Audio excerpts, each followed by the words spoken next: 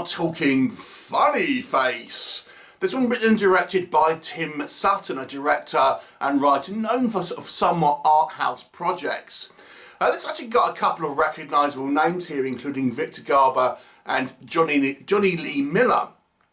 But it focuses on these two characters mainly, one of which is this guy who is very kind of disillusioned with life. He has crushing loneliness, doesn't have much kind of going on, and he feels a real sense of anger about the kind of I guess the gentrification of the neighbourhood, where we have big business kind of coming in and kind of, you know, moving people out their homes to make things like parking lots and stuff like that. And he has a certain amount of anger towards this. And one day he kind of finds this mask which looks suspiciously like the Joker mask, and it kind of gives him a bit more of a confidence to go and do things. And he soon meets this young woman who comes from a Muslim background, and she is having problems with her family. She feels they're kind of too stifling, and she's had some tragedy in her past as well. So these two become friends ultimately, and it's the story of their friendship and how it might kind of change their kind of relationship with each other and maybe with the world in general. What will happen? You have to watch the movie to find out. So the movie actually starts out like it's going to be some type of vigilante movie where we have this, you know, a couple of disposed people trying to kind of get back at the system that's been holding them down. And obviously by the system we are talking about this kind of big business character played by Johnny Lee Miller. So that's the setup. We'll talk a little bit more about it in a minute, but let me talk about what I think works with this movie. So I haven't seen any other of Sutton's work, but upon doing a little bit of reading, it's very much, as I say, an art house kind of style of movies he does, and this one is no exception. But there are some positives and negatives to be had with that. Positive-wise, I do think this movie is very artistically shot, and there are some certain scenes here with kind of like camera movement, cinematography, and just the kind of shot composition I do feel has genuine artistic merit. I have to say as well, initially the first kind of half of this movie, I found the kind of the relationship between our two central characters, you know, very involving actually, and kind of you feel like you're kind of going on the journey with them, and you are kind of understanding these type of characters that are just seemingly kind of lost in the cracks, so to speak. And I was interested to kind of see where their kind of relationship develops, and I have to say the acting I thought was very good from all the cast here, with maybe the exception of one, which we'll talk about in a minute. But yeah, the acting was all very good, and you know, I think it makes a good use of kind of a soundtrack to kind of, you know, to really emphasise certain scenes. And at least I would say the setup here is quite good. And I think the movie is trying to have a message essentially about letting go. Now, I'm not a huge art house movie fan, I won't lie, but you know, I think sometimes these type of things have, you know, metaphors and are kind of wrapped up in them. And whether you kind of can pick up on that, you know, obviously it's down to the individual. For me, I was kind of getting the idea this movie is trying to sort of say, to ultimately to kind of let go of, you know, anger and negativity and kind of find things that are, you know, are going to have more of a kind of positive impact in your life. So, you know, the actual, I think, message certainly that I was getting from it, at the very least, whether this was the intention or not, is, you know, it comes from a kind of a positive place, because people have this baggage ultimately, you know, and it's kind of the relationships that you might have around you, or something that's going to potentially kind of maybe move you on from that and kind of help you kind of drive your life forward. Okay, so let's talk about maybe what doesn't work.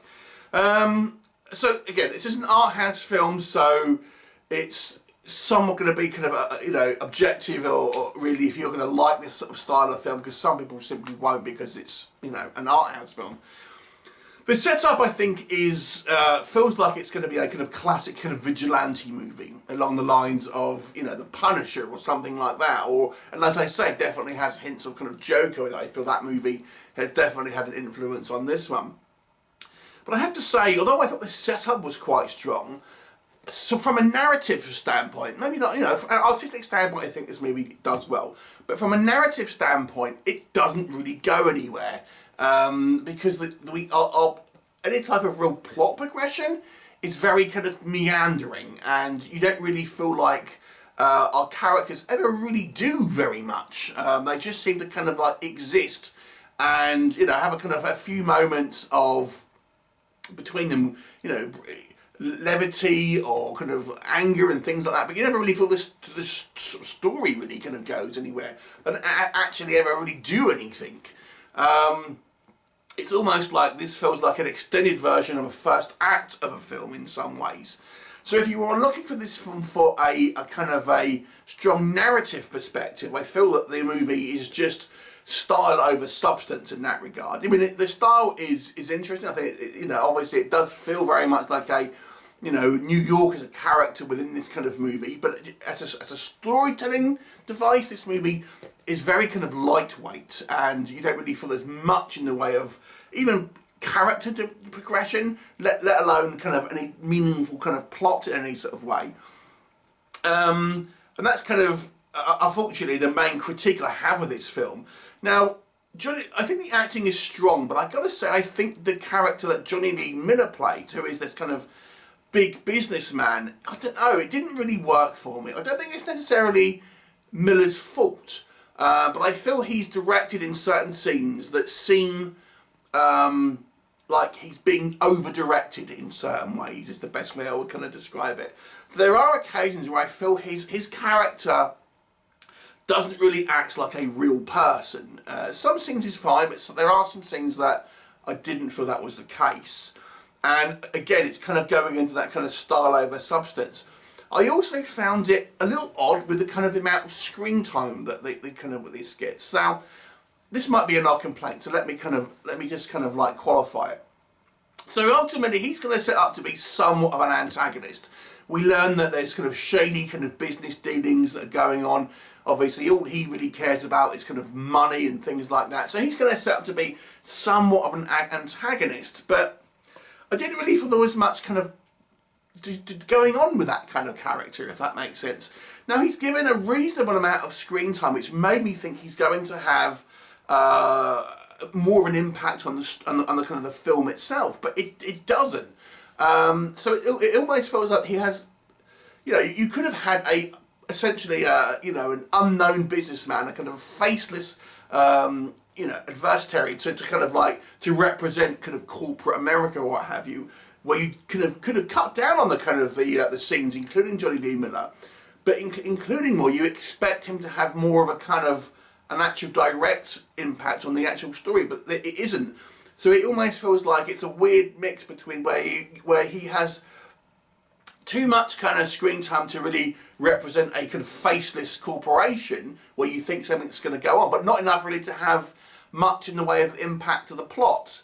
So I didn't really kind of feel his scenes particularly worked, and as I said, I think some of them were a little over kind of directed. And I have to say, I wasn't a huge fan of the ending of this film. I understand, again, I'm not going to spoil it for you. It's kind of like, as I've mentioned, it's meant to be, I think, a case of letting go of one's negativity, shall we say. But I didn't really feel like we kind of really left our characters in a place that I was necessarily happy with. Again, art house films I'm not a huge fan, and the art house meter is kind of you know, up to 10 on this one. There's also very long sequences of just kind of artistic shots, which I don't think will be of interest to some. You know, we have shots of just kind of them walking past a shop, or the mask falling down from the sky, things like this that go on for a long time, that do kind of expand the running time and make what narrative we do have kind of stretched out. So I do think this is an artistic film. If you're looking at it from as a kind of piece of creative art, I do feel it succeeds in that. But as a narrative, as a story, as a kind of a even as a character piece, I don't think it's particularly strong. And ultimately, I have to say I was losing interest in the second half of the movie. Although I think character work in the first half was good, and we kind of got, you know, set up in a good place, that second half, which just didn't go anywhere for me. So I want to give this one a 5 out of 10. Have you seen it? What did you think of it? Leave me a comment, and I shall look forward to seeing you next time. Bye for now.